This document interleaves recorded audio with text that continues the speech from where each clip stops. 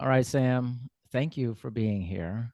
And Thank you for having me. yes, and we're going to talk a little about journalism here. Yeah, let's do it. Okay, so obviously, I think journalism is an interesting topic in today's time, especially. It's always but interesting, but today especially. So let's jump into your current thoughts about journalism as it is today, and then why you got into it. Yeah, absolutely. We're definitely in an interesting time. I think in a lot of ways. Number one, I think that, media is kind of a hot button issue, and the fact of, people have different opinions about how they feel about media and privacy and, just everything that's going on in today's world. And I also think we're living in a really interesting time with social media when journalism is not just relegated now to people who work for print or media outlets or authors or whatever it may be, but with Twitter it seems like anyone is kind of a journalist and taking pictures and all of that. So I think we live in a really interesting time where journalism is accessible to a lot of people in that sense. When it comes to why I wanted to be a journalist, I grew up and I loved speaking and communicating and telling stories. English was always my favorite subject. I loved reading and I just loved getting to know people, talking to people, and reading stories about people. And then when I was in middle school, I joined a speech and debate team, and there was a category called radio broadcasting, and I found that I really liked compiling news and kind of presenting it. And so when I kind of thought about my love for stories and storytelling, and then my kind of newfound interest in broadcasting, I also always loved photography growing up and was always taking pictures. And so my parents actually gave me the idea of like, this actually could be a career path. You could kind of combine all of these things that you like and maybe turn it into a job. And so that kind of started my moment realizing that I wanted to be a TV news broadcaster. And so I kind of, went down the path of learning journalism and trying to get to know how, the ins and outs of it and communication. And, here we are. Here we are. Here we are. So, uh, I'm curious, like, what are people missing in journalism? Let's say you said anybody, there's this concept that anyone could be a journalist, Twitter and all this stuff. But what are kind of your everyday journalists who don't have the education? What are they missing out on the educational aspect of it, in Yeah. terms of reporting? Yeah, I think that is a great question. I think first of all is the idea of kind of journalism ethics and more just respect. Like, and I think even for career journalists, it's very easy to just get into the narrative of like, oh, this is, a story, like I'm, coming across, maybe it's a scene or maybe it's this thing that you're uncovering, or I don't know, it could be anything. But I think it's important to remember that there is someone behind the story you're telling, whether it's an interview with someone, it's like that's their life. Yeah, it's your story or it's what you find interesting that you're tweeting about, but this is, real people that are really being affected by what you're potentially saying or delivering. And so I think it's important to keep that in mind. And then also, I think that nowadays journalism is very much kind of under fire for having bias. And I'm not saying that that's not true in certain instances, but I think two things are important. Number one is realizing that we're all people. We all have our own biases. And while in journalism and in reporting, you might be looking for objectivity, and that is certainly important, I think, we are just human and we all do have our own perspectives and our own way of viewing the world. So I think realizing that and not trying to run away from that is really important. And then also, I think it's important to maintain objectivity in reporting and, always make sure that you are telling both sides of the story. That said, I do think it's important to make sure that you, as the, journalist, understand the context because objectivity and telling a story objectively, I think it's really important to bring in the context and provide that to your story. So, maybe that doesn't look like completely 50-50 telling a story. It's like you definitely need to have both sides. You always need to tell a story. But I think just weighing into, consideration is important when it comes to context and providing that.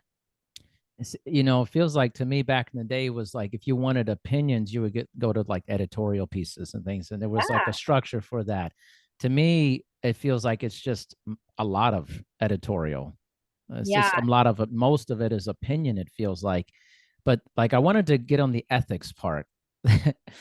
This is a tricky situation.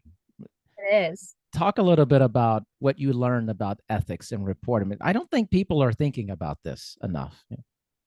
Absolutely. I mean, I think that again, like I mentioned, just keeping in mind that this is a real story and you have a job to report honestly and to report ethically. So that means keeping in mind the people that you're talking to. It means if someone comes to you and they say, "Hey, I have these details on this story, but I don't want you to share it." It's maintaining that, it's protecting them, it's protecting their story. And really just, I mean, honestly, I think it comes down to just considering people and that kind of basic and consideration and integrity.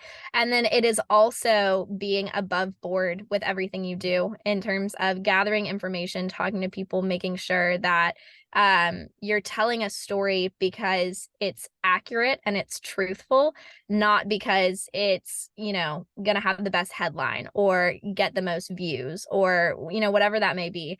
And I think in this kind of world of social media that we're living in, I mean, clickbait is such a big thing in entertainment news and even, I mean, promotions and just everything. And I think that we're really used to that kind of culture.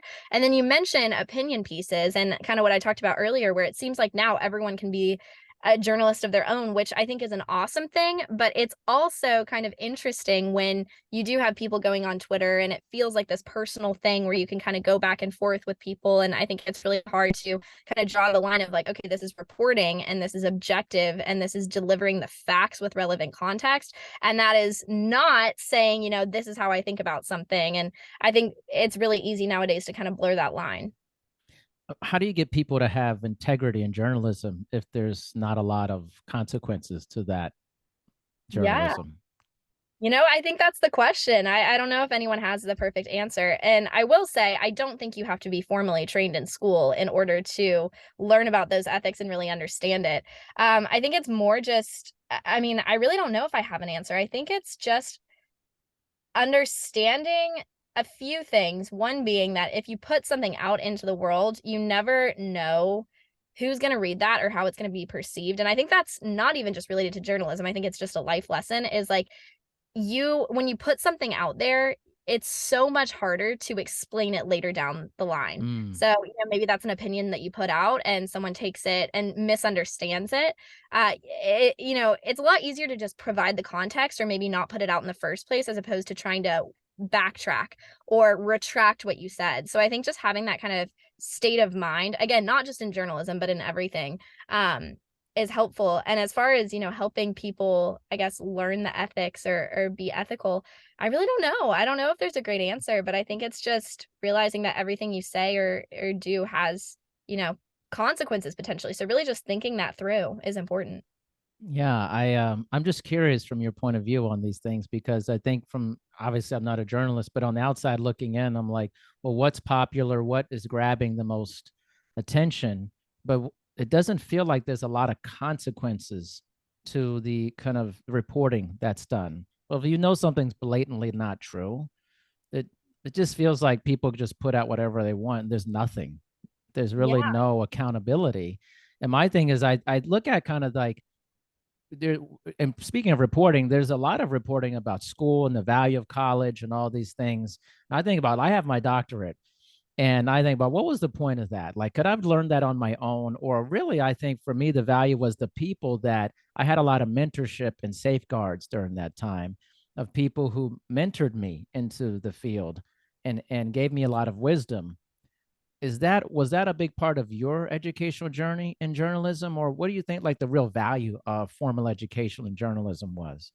Oh my gosh, absolutely. I think so much of the benefit that I had growing up even is just everyone that kind of poured into me. I don't think I would be here, without everyone's advice and encouragement and support along the way. Um and so I certainly think that that's important. And I also think it's experience. And I think that's kind of the biggest thing with Mm. journalism and with reporting is just getting out there and getting experience. But in order to do that, it is important to build connections and to learn from people. And I think the more people that you have and that you can learn from and hear about maybe their mistakes or what they did well, then you can use that and then be better for it and use that, in your own experience that you're getting. But I do think it is really important to have that experience. And then, yeah, certainly having a support system of people pouring into you just can only help. It's a real hot button topic, I feel like. It is. It is. Reporting. out there. Because I kind of associated with like sports journalism, which has turned from just providing scores and updates on player movement to a lot of opinion based TV shows where people argue with each other Yeah. and, say crazy stuff about players and this and that. But it seems like for people are drawn towards the drama primarily, or these big stories, these hit pieces for that. I mean, where do you see this profession going as you see it, how it is now? I think we're in a really interesting time because I think it's going to change drastically. I think journalism Mm, and reporting in 10 years is going to look so much different. Less so for that reason. I do think certainly that the attitude, though, is especially when it comes to, I would say, national news. I think it's, definitely people are shifting attitudes about that. And so I do think that's influencing things. But then also, just, I feel like a broken record, but with social media and the way we're developing, I think people are consuming news differently, and I think they're not looking for it in the same way that they have been. And I think we've seen that even with the decline of like print. So mm. newspapers now look far different than they did, before. They've declined a lot in popularity, and there's still some awesome, print, I guess, outlets out there.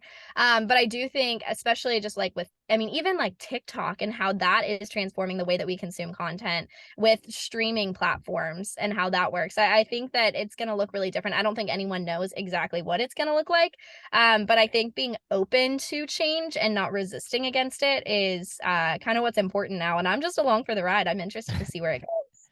How do you view this is fairly recent? How do you view something like ChatGPT and the effect it could have on journalism? Oh my gosh, I think we are at such a crazy point, like on the brink of this crazy AI thing that's gonna just explode, and it's been exploding and been, continuously developing. I will say it's scary good. Like, I think Scary good. yeah, like, I mean, it's wild, and so I think it's gonna affect everything, and I think we're all gonna have to adapt to it. And I mean, I know even when it comes to, like, writing essays in college and just school, teachers are really worried about making sure that children are still getting education, and so I think I really don't know. I think it's definitely gonna change reporting because I think it's gonna replace a lot of what people can do. What I will say is that I think when it comes to reporting, really getting to know those stories, getting to form relationships is a big part of journalism and of reporting, and I don't see how a machine can, do that. I think that sure it can write an amazing article, but I don't think it will have that value of a face-to-face conversation, really getting to explore an issue, diving deep into it. But I mean, I don't know. I guess we'll see. I mean, I think it's someone like I may be getting this wrong, Maria Van Zant, who goes like deep into like drug cartel worlds and things, and she has these very dangerous and close experiences. I'm not sure like how an AI could capture that. That's And what you're I'm writing saying. something. Yeah, exactly. And I think you really need someone to go out there and also I think understand not only gather the information, which is a huge part of reporting and journalism is actually figuring out what you're writing or broadcasting about. That's a huge aspect. But then also like understanding nuances and really truly getting a full picture based on what you see and what you experience. And yeah, I don't think that's really something that you can get, from AI. It is pretty crazy though. I mean, I've used it and like especially with podcasts, I was like, let's see what this is like. And like the Yeah. blogs it creates from it, just from submitting audio, it's Oh my wild. gosh. That's It's crazy. wild. It's like It pretty really good actually. Yeah, I honestly haven't used it much myself, but I've seen people use it. I've seen examples. I did try and use it one time recently, and there was like a wait list. Like I couldn't get on because there were so many people logged on. So I don't know. It's definitely an exciting time. I think it's kind of cool. Yeah, I think it's cool too. I think it'll be interesting. I think kind of these kind of lazy pieces and stuff will be easy to just throw in there. And it's like, oh, but it's like, at what point will it get to you think, did a person actually write this? Yeah, Or like, is it indistinguishable from a human at some point? yeah. I think it could be. I don't have all that much experience with it, so I don't know. But from what I've seen, I think it's pretty convincing. So I don't know. And I do think, I mean, just going back to our conversation earlier of ethics, I think being I mean, and that's not even just with journalism, that's also like with school, if you're working with someone Sure. on a paper or whatever it may be. But I think being really honest about how you wrote a piece or how that piece came to be, if you are using artificial intelligence, then I think that's an important thing to, communicate. So I think moving forward, seeing how people kind of manage that will be interesting. Yeah. I mean, actually, when I was in college, and three levels of my education, I had a philosophy course, and ethics was a very large part of that course load, and getting up in Right. front of people and arguing other people's points of views and things of that nature. That's to me what's missing in a lot of Yeah. this, is that formalized kind of getting up there and someone's guiding you through how to look through an argument and argue rationally. Like, I learned how to argue rationally in college. Like, Yeah. a And I lot of think people that's don't do that.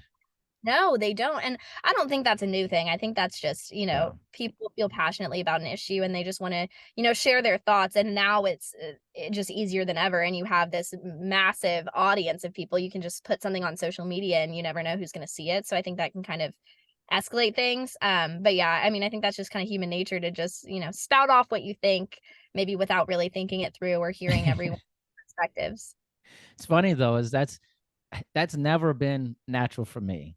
I've That might be never the felt, yeah, I always think, but maybe it's the time I grew up when, like, something would happen to you if you said something. There was a true. lot of guardrails. So it's like my mind was like, oh, it's like when I was growing, I'm in my 40s, but like when I was going to school, you worried about your parents like getting your grades. You're like, man, this better Yeah, be good, because like, man, I don't want my mom to see this. It's like, or there was a yeah, lot of accountability and consequences. And I think there's a deterioration of that. If you're never worried about consequences, then you just say whatever you want and you don't care if it hurts yeah. people. Yeah. Well, and I think also, I mean, again, talking about social media, I think you touch on something which is, you care if it hurts people, but I think when you're on social media, a lot of times you're not having that face-to-face interaction. So you might not see how it's affecting people. So I think that could be a part of it too, is, you might say something and never really see the consequences or never feel them to the effect that you would if it was in person. I have a great example of this, and this is actually about your own self, the concept of retirement.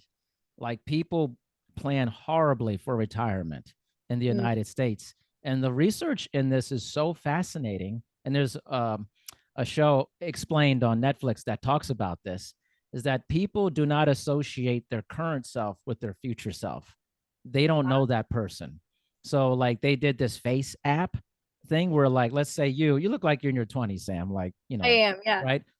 So I'm 44, you're in your 20s, and basically like it's a more realistic version of what you would look like, let's say with your 80 or something like that. Yeah. And they show all these people how they would look when they're older, and they're like, that is not me. That is, Wow. and this one guy was like, dude, I look insane. He's like, Oh, that's so funny. Yeah, that's interesting. yeah, so people won't contribute to their retirement because they Yeah, can't believe that that's what they're going to look like, or that person in the future, they don't believe it's them. And yeah, so it's kind of this concept is like, if you don't have accountability or guardrails for things, you're often just not going to contribute positively to things, because you yeah, just don't associate it with you. And if you can't see someone and you can't see them being hurt by you, you just kind of don't care for that. yeah. It's No, crazy. absolutely, and I think it's also, I mean, kind of tied to it is that idea of instant gratification Yeah. and, like, people and so I think with retirement and saving for retirement, you don't get that because it is, you're saving for the future, it's this long-term investment, but I think people in general, typically like instant gratification, and then again, with social media, I mean, you're posting a picture, getting likes immediately, getting feedback and comments and all of that immediately, so I think we're even moving more towards that desire for instant gratification, which does not bode well for, retirement and what you might look like in 40 years. So let's transition to something very close to you, your parents Yes. and their establishment and the work they've done with addiction and recovery, and then reporting on the opioid crisis. Jump into that a little bit, the origins of that, and why it's such a worthwhile venture. Yeah. Oh my gosh, absolutely. So that's been such a huge part of my life. Because when I was in high school, my parents opened a restaurant. They have years of experience in the restaurant industry. They actually met in a restaurant when they were in their 20s, or actually even a little bit younger than their 20s. But so my dad and my mom have been in the restaurant industry for years and years, and they saw this really interesting culture of partying. And as they got older and they grew up in the restaurant industry, my dad actually went into recovery. He was an alcoholic. And so he got sober, and my mom kind of followed him along with that journey, and just saw how that kind of transformed his life. And then they continued to stay in the restaurant industry, and this industry that constantly, drinking and drug use had been a part of the culture. They noticed that it switched, and it wasn't anymore just people staying out and, drinking a lot, coming into work hungover, whatever, using drugs for fun. They opened their own restaurant, and in just a few years, they lost 13 employees who had died, and they died by drug and drinking overdoses. And so my parents realized, like, things are different. This is, not what we were used to. And so they decided to open a restaurant, a different concept. It's called Deviate Kitchen, and it employs people in recovery from substance use disorder, which is super important now, more than ever, with the opioid crisis and what that's looking like. I mean, what an amazing story. I mean, talk about something really like actually doing something to help people Yeah. is like incredible. And this is, I think, reading is linked to there's kind of your feelings about the opioid crisis. And man, I've watched so many shows about this, and one that's one of my favorites is Dope Sick on Yeah. Hulu. I mean, Michael Keaton, holy cow! Oh my goodness. That I whole cast mean, is phenomenal. The writing is everyone. awesome. I mean, I Dope Sick, I seriously think everyone should watch it. It's not only, I mean, entertaining, it hooks you, but I mean, it's Ooh, so powerful. Like, man, it's a great show. just man, just the big part that stuck with me is when was the guy that came down who was selling for Purdue and Michael Keaton. You think he's turned himself around being in that clinic, and he just Oh, wants more that drugs. I got Like, chills. I mean, even just oh, you saying that, that was so powerful. Oh my gosh. the hook is so deep, the rewiring of the brains. It's just like crazy. So like that's amazing. But there's been so much reporting on this, and there continues to be. What needs to change in this though for something to actually happen? Yeah, I really think it's an attitude shift. I think the biggest kind of first step we can take, just large scale, is I think so many people look at this problem as an us versus them type deal of like, oh, those addicts, those junkies over there. And I think really understanding that, like, no, no, no, like, this is a problem that is literally affecting everyone. It is affecting people that look like you, that, it could affect you. I think is really important because I mean, just as people, we care less when it affects people that don't look like us, that don't talk like us, that don't act like us, or whatever it may be, or maybe that are far away in proximity. But so I think that's kind of why it maybe people feel like they just don't care as much. But then, and I hate how, selfish that sounds, but really truly, when you realize that this is something that is affecting you, I think that's when we can kind of start actually caring enough to work towards a solution. I think I totally agree with that, and I think the frustration too is that these companies they get slaps on the wrist monetarily for them. They're making so much money that paying this exorbitant sum that would be for most humans, they're like, no big deal. Yeah. Like no one's going to jail for this stuff. Very few people are going to jail for what seems like a lot of lying, a Mm, lot of coercion and hooking, especially people like in Appalachia, which yeah. took place that just swindling people, telling them it's not addictive, and then I think it links to other things like there's so many drugs that are coming into this country, and it Yeah. like the fentanyl crisis. I mean, that seems so scary to me, It's so scary. And I so think scary. that the COVID-19 pandemic absolutely had a big thing to do with that, and with just the amount that we saw overdoses increase. Mm. Um, and so I think it's definitely a really, scary time. And I think that yeah, I mean, it's just a scary time we're living in. And I do think also with these companies that have kind of perpetuated or started these problems,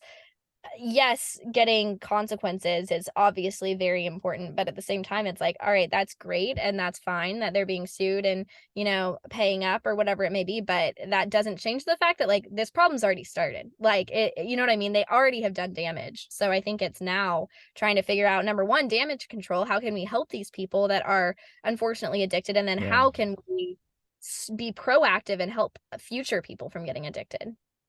most definitely. And I always think of what is the solution in the sense of like, this is really attacking all people, but it's certainly people of underrepresented populations, poorer people. It just seems to be targeted towards these populations. Like, what's the solution to help people on a larger scale outside of just the regulation and stuff like that? Yeah, I mean, I think it's really just starting the conversation. I mean, even just like you and me just talking about it, Yeah, I think out there, getting it out into the world is important.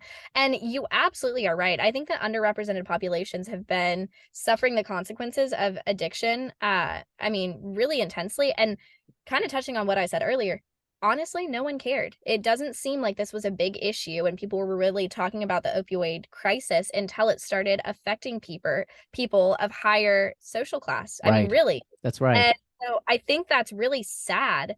Um, but at the same time, I mean, that's what's calling attention to it. And that's why it seems like to me, people are really starting to care is, now it's not just people of lower socioeconomic classes or a certain race or a certain, ethnicity or whatever it may be. It's literally like affecting everyone, even people in higher social classes or, so I think just realizing that is important, but then also understanding the context of like, man, like it's important to fix it at all levels. And I think also realizing the disparity of what people have access to is important. Like when it comes to treatment facilities, there are more and more popping up every day, which is obviously a great thing and, really important, but not everyone has access to the same amount of resources. So I think realizing that and doing work to try and, account for that disparity is important. Most definitely. I mean, man, there's it feels like there's like so many big stories out there. Oh yeah. Like two, it's almost overwhelming, Sam. The amount of big stories, whether it's politics, whether it's drugs, whether it's immigration, it's just like Yeah. it's dizzying. What content are you pulled towards to talk about, to report on that like really is close to you outside of the stuff we just currently talked about with Deviate and things? Yeah, I think honestly, really, Deviate kind of has not shifted my perspective, but really inspired me. I love telling stories of like transformation on all different Mm, ends, not even just related to drug addiction, but even like incarceration or just people who, might go into business. Like, I don't know, any stories of just people doing really incredible things. I mean, that I just love that. I love seeing people doing really well that have this story of how they came up and got to where they are. And there are a lot of those out there. So I love stories of hope, stories of transformation, stories with happy endings. Are really, really, what I like. But that's what everyone likes. I mean, everyone wants a happy ending. So I don't think I'm unique in that, but I do really love hearing about that and being able to tell those stories whenever I can. how do you source your stories? Like, how do you decide what you want to work on, and how do you prep for that? Yeah, well, I mean, when it comes to my job as a reporter, I am doing 2 stories every day. So it's really the deadline of just, trying to make sure I'm staying in my community, really learning about what people are wanting to hear about, what people want to know, and just, constantly looking for things. So that is I think, big benefit of doing what I do is I'm constantly meeting new people. I'm constantly learning about Yeah. new stories.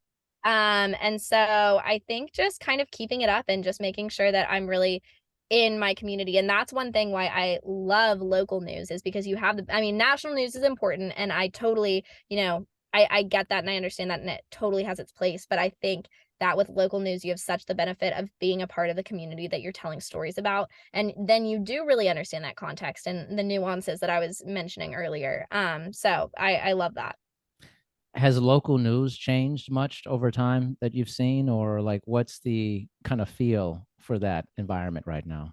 Yeah, I do. I think local news is always changing to match the communities that it's in. And I do think that I feel like I don't know if this is so much of a change necessarily, but I do think that local news reporters and journalists are really making an effort to be seen in their community, and again to really feel like they're ingrained in their community, because it's so important. Because I think when you have, and this is something that I feel like people think about national news outlets, when there's a story that might garner national attention, like you don't ever, or I won't say that, but I would say a lot of people don't want to feel like it's these people just coming in to tell a story and then leaving and not caring about the aftermath or not working to really understand what's going on. So I think that local news has the benefit of being there and being in the community. And I feel like I've seen people really lean into that and really try and, be there, ingrain themselves and do things in their community. So I don't know if that's so much of a change, but I would say it's maybe people are leaning into that more Yeah. now than ever. But I do always think that's been an important aspect of it.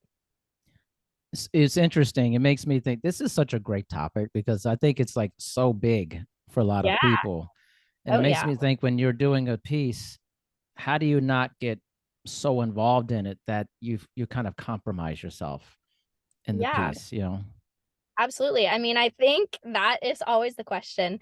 I think it's a hard balance because you are getting to know these people and you want to get to know them. Like you want to I don't know, you want them to open up to you, you wanna gain their trust, and along the way, you start to care about the story you're telling a lot of times, and you wanna care about it because you wanna tell it accurately, and so I do think it's important to kinda give yourself a little bit to every story you're telling, but I think realizing that the story is not about you, it is about, the people or the situation is what, at least for me, and I think for a lot of other people, kinda helps kinda keep that check. And I think it's hard because sometimes you do get so invested in the story and you want it to come out well, and you want to, you're the one telling it, and so you feel like it's a representation of you, and it is to a certain extent, but at the same time that's not what's important, that's not what matters. What really matters is telling the story accurately, truthfully, and making sure that the people whose story you're telling um are happy with it overall. Now that I will say there are certain instances where you might be holding someone accountable and they're not Yeah. going to love the story and you have to report on that. But I think just keeping in mind kind of what I said at the very beginning of just like a lot of times the story you're telling, it's a story for you, it's a day's work for you, but it's someone's life or maybe their livelihood. So and they're trusting you to tell it, so I just think keeping that in mind is important. Is there ever a pull to like write a certain piece because you think this will elevate me to a certain status? And like, how do you fight against that? Yeah. I think with the type of reporting that I do on a daily basis, not so much, just because I really am like a true local reporter where Yeah. I'm involved in this community. So I'm really just doing my best to tell stories that my community wants to hear. So for me, I don't think that's so much of an issue. I would say certainly for people working, I mean, I do think it comes into play a little bit, maybe, but I would say certainly for people more working in maybe bigger cities or where they're getting more national attention, that's probably a huge thing that they struggle with. And I think that would be hard is you want to, I mean, because while I think reporters and journalists, I mean, they love what they do, and I Yeah. certainly do. It is also a job, and you want to do well, and you want to be building your career and working up. And so, telling great stories obviously is how you do that. So I do think that's a hard pull, but thankfully, that's not something that I feel like I am facing super often because I do think it'd be difficult. What's the best piece of journalism that you've encountered as of late? Ooh, that is such a great question. I'm trying to think. The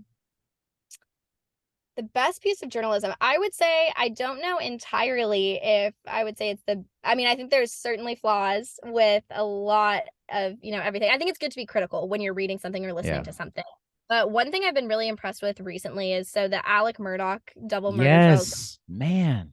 It's in South Carolina and I live in South Carolina. So I actually had been listening for months to this podcast. It's called the Murdaugh Murders Podcast. I don't know if you've heard of it, but it's Yes. these journalists that put it together. And I think again, I do think there's some things that maybe are I would have done a little bit differently, but just overall, I think that the amount of work that they've put into this podcast, and like it's true reporting. Like the two reporters have just invested in this. They've really, gotten to know families and gotten to know the community that the story is kind of told in. So I don't know. I think just as of mine, that's kind of on my mind recently because it's going on right now. And I think that piece of journalism, it's like 70 plus episodes. So I mean, it's a Wow. but I mean, I think it's mind blowing. I think they've done a really incredible job. Oh my, and 70 plus episodes on one particular Yeah. case. Yeah. That's Oh, it's wild. incredible. It's wild, but that's what I think they've done such a good job. And I think, I mean, there's so much to tell with that story in particular, which I mean, clearly there's 70 episodes worth. But I think they've done a really, really good job. And so many documentaries. I've watched many of them on this Yeah, me too. case. I was just watching the Netflix one. I'm not finished yet, but I watched the first two episodes. It's, I think it's really well done.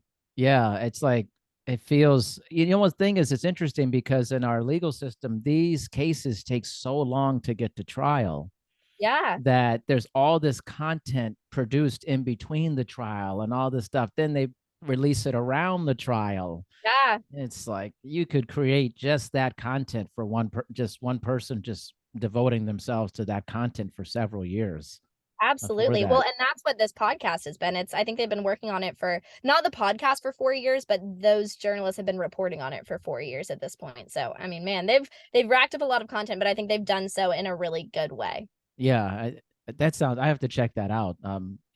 I've had a few journalists on here. One I really like, Emily Stewart from Vox, is Okay. pretty good, and she has a every 2 week, like kind of email newsletter. It's like reporting. It's called The Big Squeeze. It's really good, and Oh, it's I'll have to all check that about how out. capitalism squeezes us in different ways, like whether it's like the food you eat at the airport, awards that people get, just lots of different things that you're like, yeah, why am I paying this fee, hotel Yeah. resort fees and stuff like that? Yeah.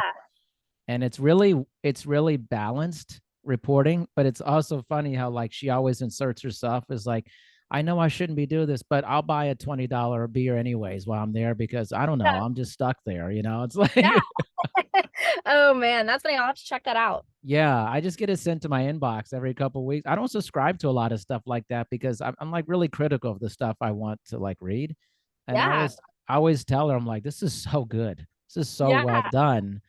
Like that Oh, you are so vulnerable, but you're also producing something I think a lot of people are frustrated by, which is the lack of regulation and reporting on getting squeezed constantly monetarily in our yeah. system.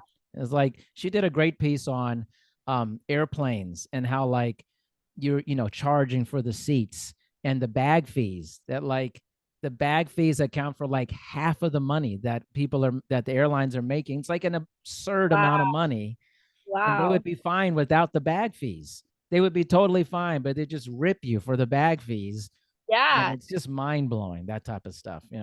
That sounds interesting. And I feel like there's so many little things like that I mean, just become so routine so you don't even think about them. So I think that's really interesting. I'll have to look into that. No, it's good because you're getting charged for a lot of stuff that you're like, Yeah. why am I getting charged this? Like Right. Yeah. you just accept it, or you don't want to deal with the hassle No, that's of what I it. mean. Like you don't even think about it. Like, I don't know. So yeah, I'll have to look into that. Maybe I'll try and, negotiate some of those, figure them out. Yeah, yeah, it's really good stuff. I just I think reporting and living is really intertwined because we're all getting news constantly. Yeah. Well, and I think So it can be overwhelming too. And I think that's something that, I don't know. I think a lot of people push back on that also because, and I get it. You don't always, I mean, now we have 24/7 news cycles, and I think that's a great thing. And I think it's also kind of a tough thing because it can be hard to, just turn it off and shut it out. And so, I mean, certainly staying informed is important. So I think it's important to get that information, but sometimes it can be too much. Sometimes you just need to yeah, unplug, take a break and not hear about everything. So I think finding that balance is, important. And I think that's a challenge for people nowadays. So I do think that kind of has led to the perception of news and media. I remember when nothing played past midnight. Yeah. Like it would just basically be like when I lived in Germany, it would just essentially just play like a montage of pictures overnight. Like Right. it was Oh, like interesting. there was nothing you could engage in, and like it was just like nothing started up again till like 6 a.m. or something. And I actually don't think it's good that we have constant access. Like why do you need to be doing something at 2 a.m., like 3 Yeah, a.m.? Like, you should be asleep. exactly. Like, Exactly. Well, and yeah, I mean that's TV again, it's social media. I mean, yeah, even just having your phone. I'm glad we live in the age that we do because I think that social media and technology is awesome. And I think the fact that we have, you know, all this information literally just at our fingertips with a sure. phone is so cool and such a great thing and so useful. But I do also think it's like sometimes you don't need that. Sometimes it's 2 a.m. and Yeah, you need to go to bed, or, it's lunchtime and you need to sit down and yeah. talk to friends or whatever it is. So I think it's definitely a hard balance. Well, I think because too, like we often look at the past and we think we have to move on from a lot of these things. And there are certainly many things from the past that are not relevant or were harmful, but there's still some things from the past that we should not just throw away. And we shouldn't be Yeah, like, oh, that was a long time ago. We don't need like, and I think from the past, it actually was good. I think when there wasn't access beyond a certain time at night, it's like you need to go to sleep.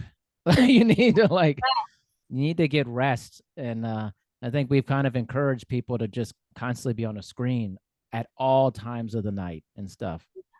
no, So, absolutely. I agree with you. so I'm hopeful, I'm not sure that's going to ever happen. That's just my opinion. But Yeah. Hey, I, we'll see. I mean, I think we're gonna have to slow down eventually because I also think that's kind of the culture we have, which and I like the culture. I love the hustle and the go, go, go. yeah, But there comes a point when that's gonna be too much. And so we're gonna need a little reset, I think. So we'll yeah. see. I mean, we don't have any guardrails or things. You just have chaos. Or then, Exactly. but a lot of people live in chaos. And if the chaos isn't overwhelmingly negative, you can exist in a chaotic environment for a long time. Eventually it catches up to you, but a lot of people live in chaos like on a regular Yeah. basis. It's Yeah. you know but you have to have an intervention of change in order for the things to happen. So there would be, what's the ethical responsibility in all these things? Who's going to do that, who's not going to do that? Just depends. I don't know, we'll see. But thank you so much, Sam, for your time. Oh my gosh. Thank you for having me on. I really enjoyed our Yeah, conversation. This very enlightening. I love talking to reporters and people in journalism. I just think it's so relevant to our time. Yeah, it is. I think I mean, obviously I'm biased, but I think it's really Yeah, important. So I love my job. I love doing what I do. And I'm, always down to talk about it. So I appreciate it. that's awesome. So how can people connect with you to learn more about your work?